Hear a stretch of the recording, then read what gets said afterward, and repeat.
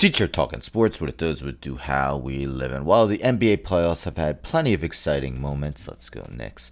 Um, a lot of teams towards the end of the regular season clearly weren't necessarily trying to win games.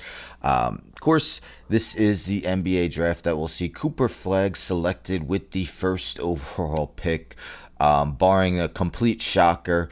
So a lot of teams really not competitive towards the end of the season. I mean, even a team that was considered a championship contender before the year in the Philadelphia 76ers ended it by constantly losing after losing. But they wanted that first overall pick. Of course, with the flattened lottery odds, no team had more than a 14% chance at winning the draft lottery, and it was a much longer long shot than any of those three. I'm sure if you're an NBA fan, you're already aware that the Dallas Mavericks won the 2025 NBA draft lottery, had just a 1.8% chance of doing so. Cue the conspiracy theories or the NBA is rigged people who are saying, after trading Luka Doncic, the NBA rewarded them with the first overall pick. You're going to see that all over the place. That's not for me to decide. I'm not going to talk about that. Anyhow, so the three worst teams in the league that each had a 14% chance at the first pick, but much better at top four because lottery is now top four. Hornets, Jazz, Wizards. None of them get a top three pick. Hornets will be picking fourth. Utah will be picking fifth, and the Wizards will be picking sixth. A disappointment. Now, it's not like Cooper Flag's the only very highly thought of prospects, Dylan Harper, Ace Bailey, VJ Edgecombe, Trey Johnson, to name a few. But, still very disappointing, when you had dreams of Cooper Flag, and that's not going to happen. Well, Kevin Durant, who's outspoken, who often talks with his fans, goes back and forth with them, wrote this on his X page after the draft lottery. Tanking must be really stressful on an organization, on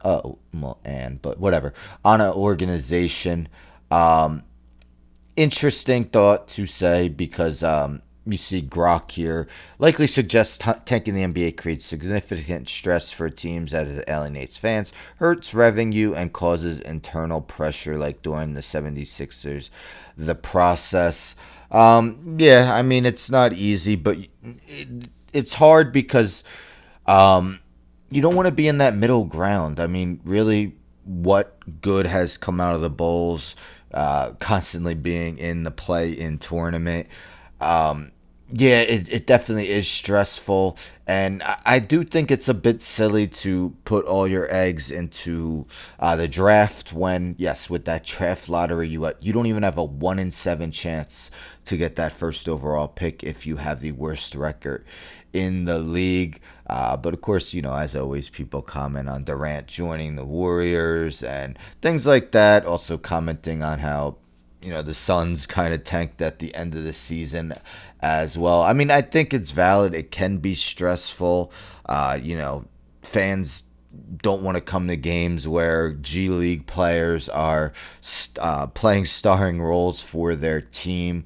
But what are your thoughts? Does tanking really pan out at the end? I mean, there's definitely been teams. I mean, look at the Thunder. They were terrible just a few years ago. But it's definitely an inexact science. You're not guaranteed. It doesn't go linear in that you make the steps necessary, go from bottom feeder to borderline playoffs, the playoffs, the championship contender. It's not always going to work like that.